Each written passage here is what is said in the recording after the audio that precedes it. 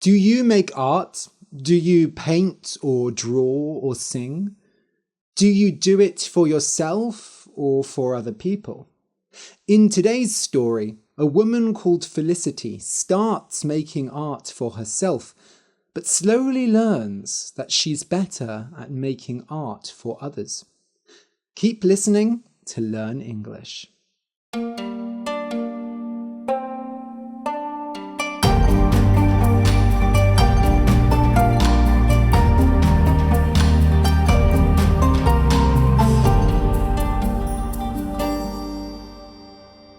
Hello, my lovely learners, and welcome to Easy Stories in English, the podcast that will take your English from okay to good and from good to great.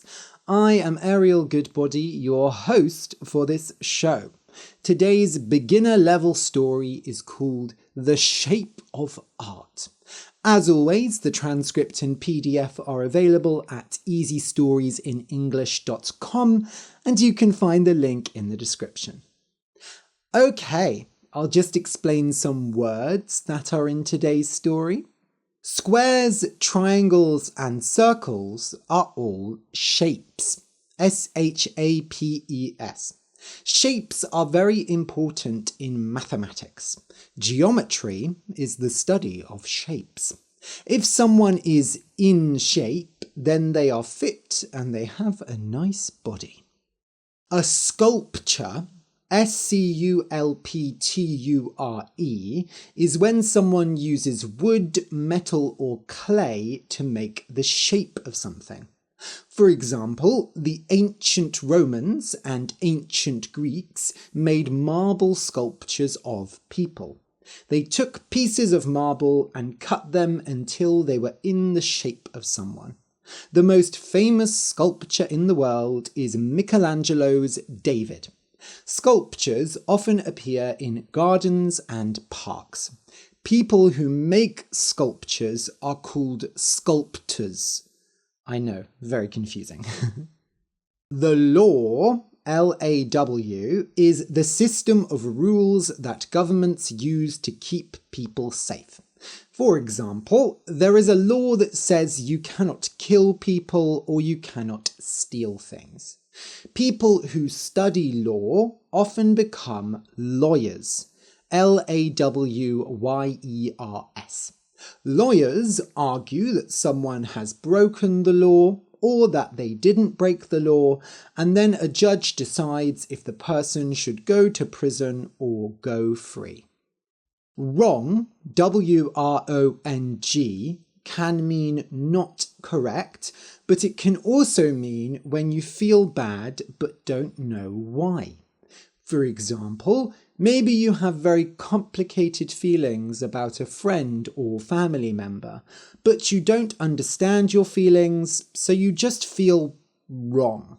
Or maybe you go to work and someone isn't there, but you don't know who it is, so something just feels wrong. Art supplies are things that you use to make art. For example, art supplies might be paper, pens, paints, wood, scissors, glue. The type of art supplies depends on the art being made. Painters buy paints for their supplies, and sculptors buy marble or wood or clay for their supplies. Being a writer is easy and cheap because you don't need a lot of supplies. A landscape painting is a painting of the countryside or nature. Landscape paintings are usually of mountains, forests, or fields. Landscape paintings usually have no people in them or very few people. The focus of the painting is on nature. A portrait, P-O-R-T-R-A-I-T, is a painting or a picture of a person. In the past, before there was photography, portraits were the main way of making a picture of someone. Rich and important people paid to have portraits made of them. Mona Lisa, one of the most famous paintings in the world, is a portrait. Abstract, abstract, means unclear, not real, fantastic. Normally, painters paint real things, landscapes, dogs, people, but sometimes painters make abstract paintings.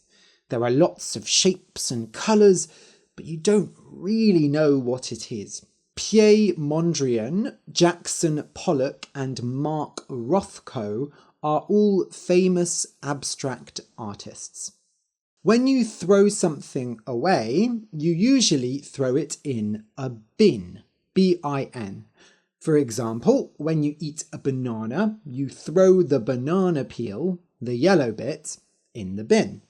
Once a week, you need to take your bins outside so that they can be collected. In many countries, there are different bins for rubbish and recycling. Okay, so listen and enjoy. The shape of art. Once there was a woman called Felicity. Felicity always wanted to be an artist, but she never knew it. Felicity's parents were artists, and when she was growing up, her parents never had any money. Felicity's mother made sculptures of dogs, and her father made sculptures of cats, and generally they made very little money. One summer, Felicity said, "Mum, Dad, I want a brother. I'm so bored. You're always making your sculptures. I've read all the books in the house. I'm bored.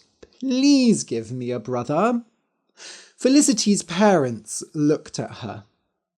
"Darling," said her mother, "we don't have enough money.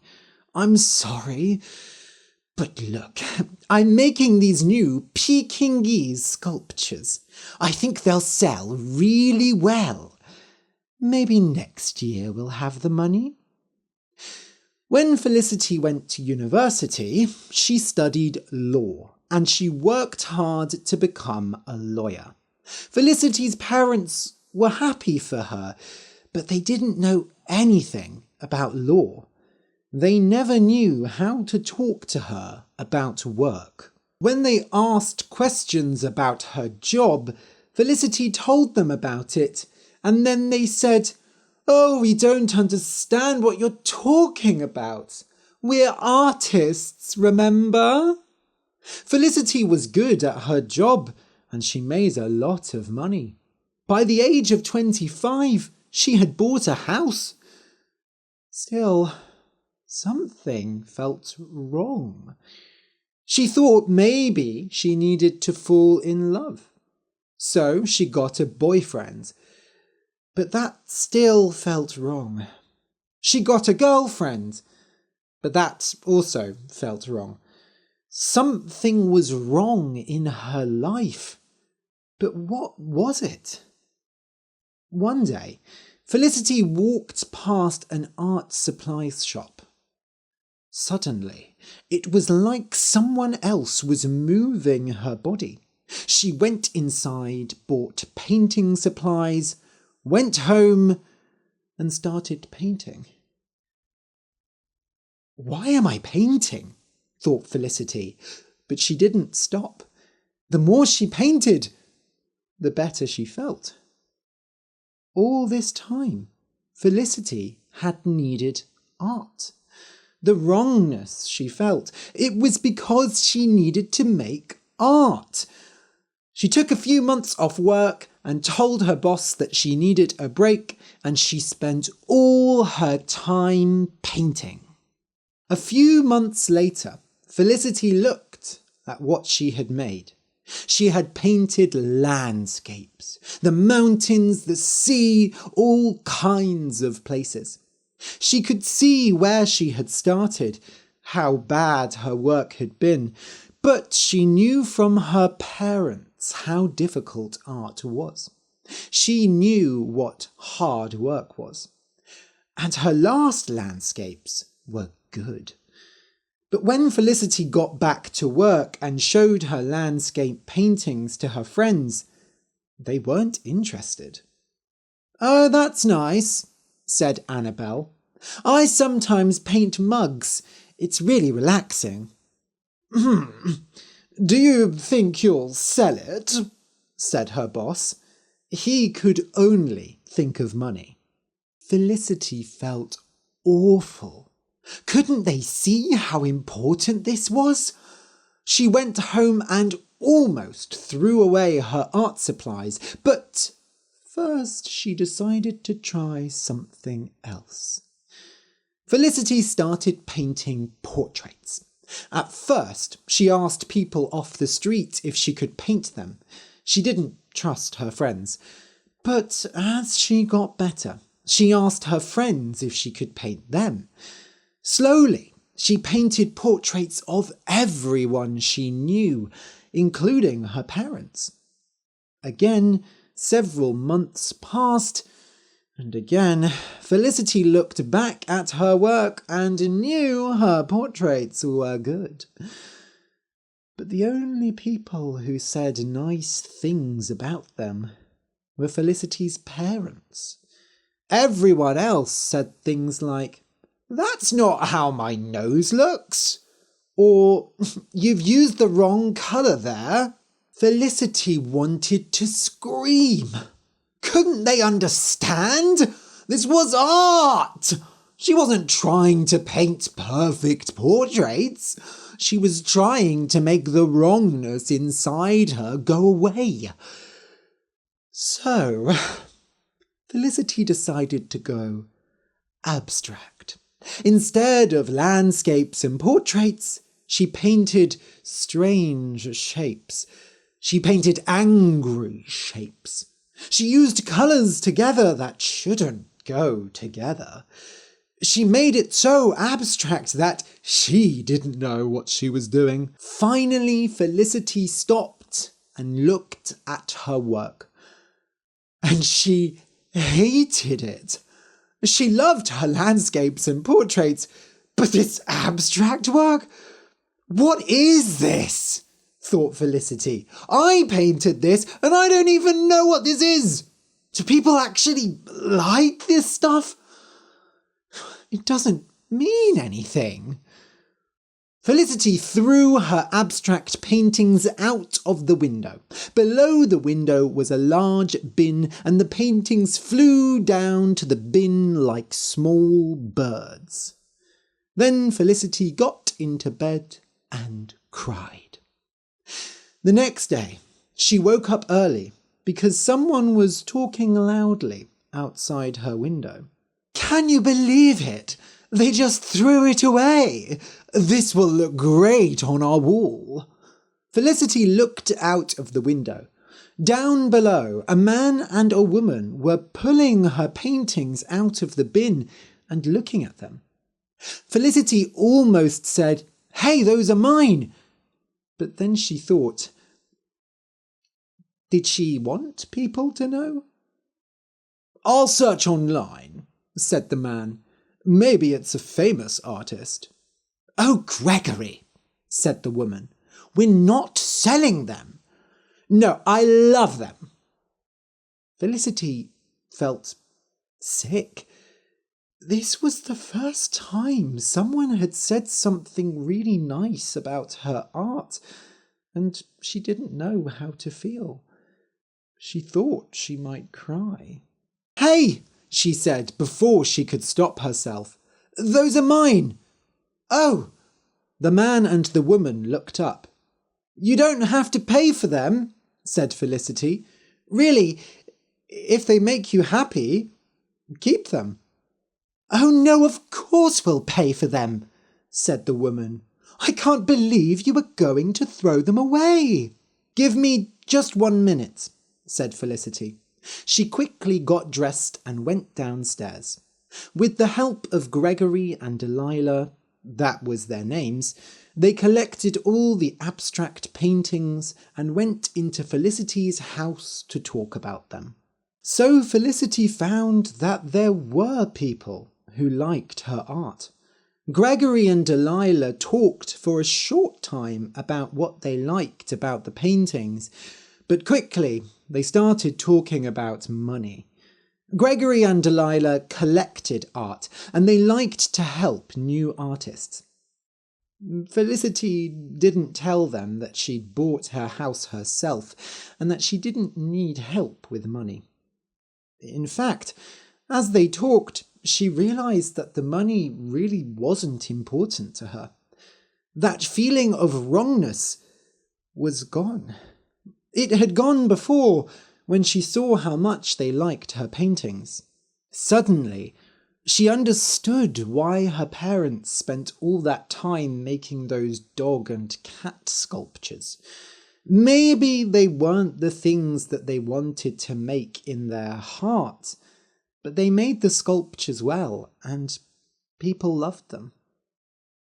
Surely, Felicity thought, it's easier to make money painting portraits than strange abstract things. Felicity wanted to paint portraits and landscapes. She could see herself as that kind of artist. She had never thought of herself as a strange person, and people who did abstract art were always strange. Gregory and Delilah bought the paintings and hung them up inside their house. They sent Felicity pictures, and it was nice to see her work in someone's house, but after the paintings left her hands, she didn't really care what happened to them. She was already working on the next thing. She painted more and more abstract paintings. When she finished them, she didn't think, "This is awful." But she didn't love her abstract works like she loved the landscapes and portraits. Gregory and Delilah's friends, however, did love her abstract work.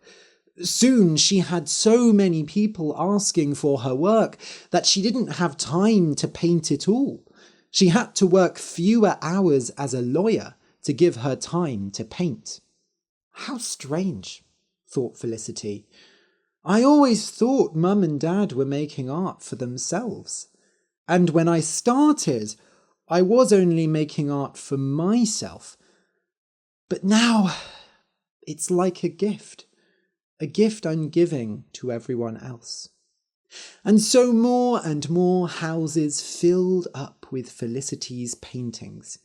And with each painting she finished, her heart grew fuller. Sometimes, when she was bored, she painted a landscape or a portrait. She never told anyone about these. She hung them up inside her house and never sold them. To be honest, she had no idea if they were good or bad, but it didn't matter. They were for her.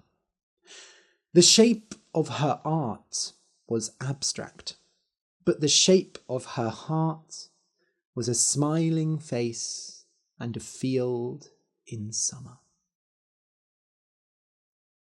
The end.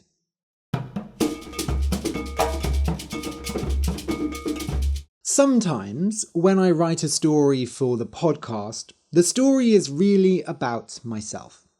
Today's story is like that. I've been making easy stories in English for over 6 years now. And over the years, my feelings about making stories have changed a lot. When I started the podcast, I wanted to create materials for people learning English, and I wanted to help the students I was teaching. But I wanted to use my writing skills as well. Easy stories in English seemed like a great way to combine the two. But as I did it for longer, I started to think about other projects. I had other art I wanted to make. I wanted to write novels and make video games and act in plays. Making easy stories in English meant I had less time to do all those things. I sometimes wished I had more time for my other work.